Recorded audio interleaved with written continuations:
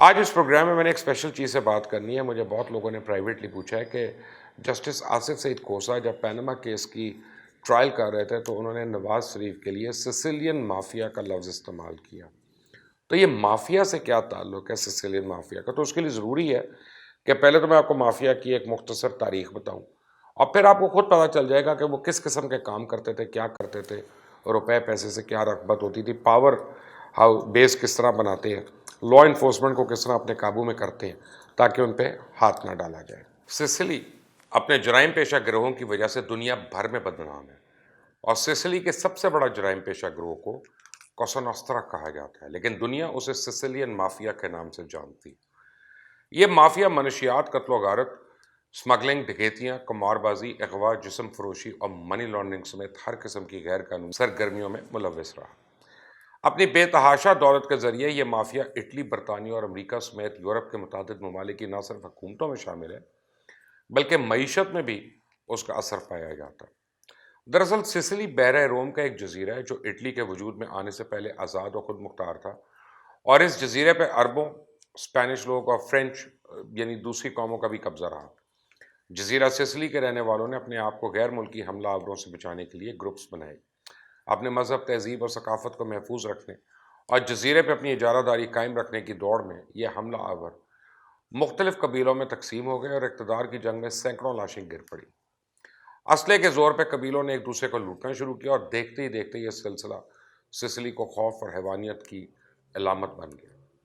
ان قبیلوں نے اپنی سزا کو اور جزا کا نظام خود بنایا اور یہ اپنے کاموں کو خفیہ رکھتے تھے اور آج بھی اپنے اصولوں کی پاسداری کرتے ہیں. کہتے ہیں لا آف امرٹا جو ہے وہ یعنی لا آف سائلنس وہ سسلی سے نکلا. سسیلین مافیا کے قبیلوں کا اپنا سربراہ ہوتا ہے اور کسی سربراہ کے مرنے کے بعد اس کا بیٹا یا بڑا بیٹا جو ہے وہ سربراہ بنتا ہے. وقت گزرتا گیا، اٹلی نے سسلی پہ قبضہ کی کوشش شروع کر دی. جیسے ہی اٹلی نے قبضے کا منصوبہ بنایا تو سسلی کے تمام قبیلے اٹلی کے خلاف اکٹھے ہو گئے. چنانچہ اٹلی نے حملے کا منصوبہ ختم کر دیا اور سسلی کے قبائل کے ساتھ مذاکرات شروع کر دیے. مذاکرات کامیاب ہوئے. 1861 میں سسلی متحدہ اٹلی کا ایک صوبہ بن گیا اور بعد ازاں ان قبیلوں کو سسیلین مافیا کہا جانے لگا. 19ویں صدی تک مافیوز کا لفظ کسی مجرم کے لیے استعمال نہیں ہوتا تھا بلکہ وہ شخص جو مشکوک ہو اس کے لیے استعمال ہوتا تھا.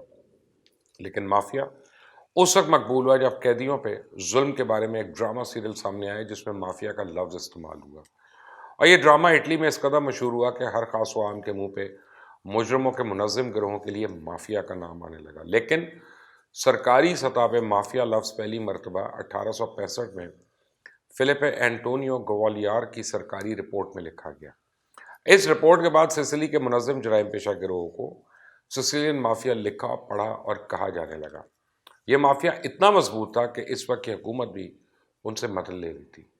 حکومت نے سسلی کو مافیا کے بغیر چلانے کی کوشش کی، لیکن ہر طرف بے چینی، لوٹ مار اور سسیلین عوام کے مافیا پر اعتماد نے حکومت کو ناکام کر دیا. لہٰذا رومن عہدیداروں نے سسلی کو چلانے کے لیے سسیلین مافیا سے باضابطہ مدد مانگ لی. سسیلین مافیا اور حکومت کے مابین معاہدہ ہوا جس کے مطابق حکومت اور سسیلین مافیا ایک دوسرے کو سپورٹ کریں گے. حکومت کا خیال تھا کہ یہ معاہدہ عارضی ہوگا اور حکومت کے پاؤں مضبوط ہوتے ہی مافیا سے جان چھڑا لی جائے گی، لیکن حکومت کے سارے اندازے غلط ثابت ہوئے. مافیا کمزور پڑنے کے بجائے مزید مستحکم ہو گئی اور انہوں نے طاقت، ایوانوں، بیوروکریسی، آرمی، پولیس اور یہاں تک کہ خفیہ ایجنسیز میں بھی اپنے لوگ بھرتی کرنے شروع کر دیے. مافیا سرکاری کرپشن میں ماہر ہو گیا اور وہ عوام کو مخصوص لوگوں کو ووٹ دینے کا حکم دیتا اور پھر وہ مخصوص لوگ بدلے میں مافیا کو سرکاری سپورٹ دیتے تھے. یہاں تک کہ کیتھولک چرچ بھی مافیا کی سپورٹ کرتے تھے اور اپنی زمینوں اور عمارتوں کی حفاظت کے لیے بھی سسیلین مافیا کے مرہون منت تھے. مافیا کو مزید مضبوط کرنے کے لیے مافیا چیف نے حلف لینے کی تقاریب منعقد کروانا شروع کر دی اور ان تقاریب میں ہر نئے آنے والے مافیا ممبر سے حلف لیا جاتا تھا اور اس حلف نامے کو، جیسے میں نے آپ کو پہلے بتایا، اومرٹا کہا جاتا تھا. اومرٹا خاموشی اور راز کی ایک کتاب تھی جو مافیا اراکین کو اپنے چیف کا حکم نہ ماننے سے روکتی تھی، اور اومرٹا کے خلاف جانے والوں کی سزا صرف موت تھی. یہی نہیں بلکہ انحراف کرنے والوں کے ساتھ ان کے رشتہ داروں کو بھی موت کے گھاٹ اتارا جاتا تھا.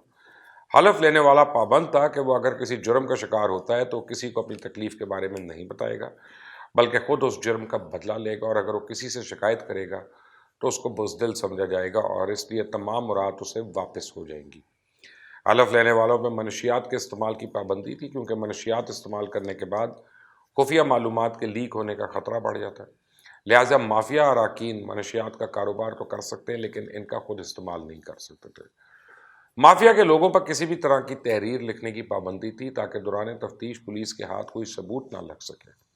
سسیلین مافیا کے ممبران کے علاوہ اومرٹا کا اطلاق ان لوگوں پہ ہوتا تھا جو مافیا سے کسی بھی طرح مدد حاصل کرتے تھے یا مسائل کے حل کے لیے مافیا کے پاس مدد کے لیے آتے تھے۔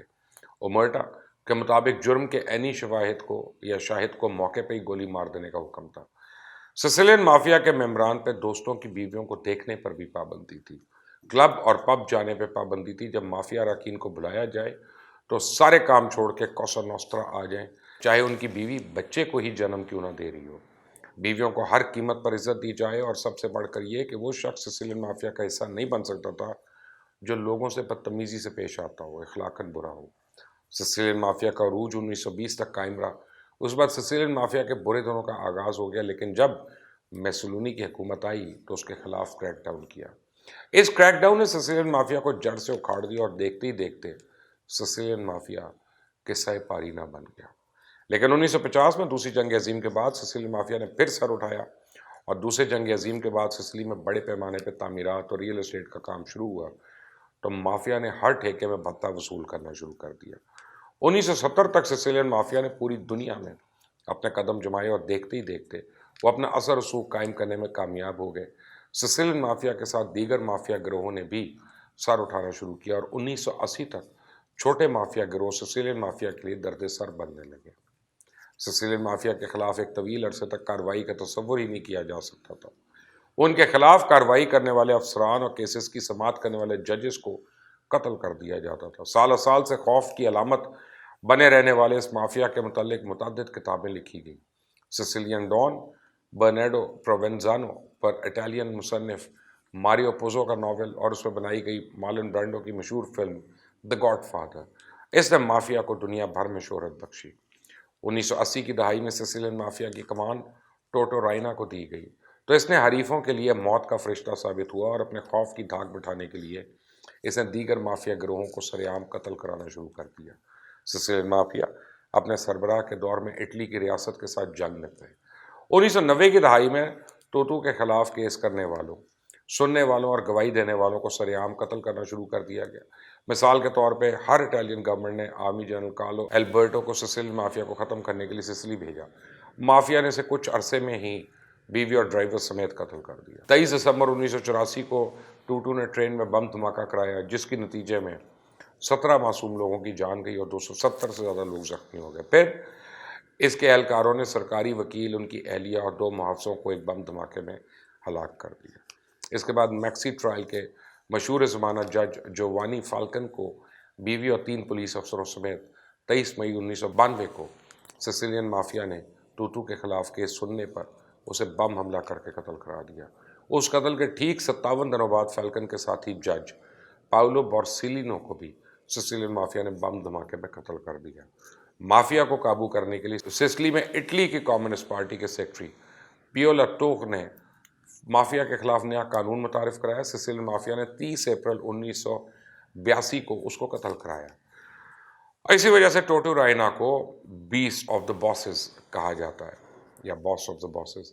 اور میکسی ٹرائل قانون منظور ہوا۔ حکومت نے مافیا کا سر ختم کرنے کے لیے میکسی ٹرائل کے نام سے دنیا کا سب سے بڑا ٹرائل شروع کرنے کا فیصلہ کیا۔ میکسی ٹرائل کو آج تک دنیا میں مافیا کے خلاف سب سے بڑا ٹرائل مانا جاتا ہے۔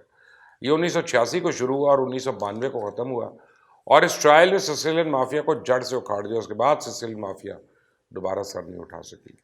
2014 میں اس وقت کے اٹالین پریزیڈنٹ نے ایک مقدمے کے دوران الزام لگایا کہ ریاستی افسران نے مافیا کے ساتھ ایک خفیہ معاہدہ کیا اور حکومت پر دباؤ ڈالنے کے لیے اسی معاہدے کے تحت 1990 کی دہائی میں دھماکے بھی کیے۔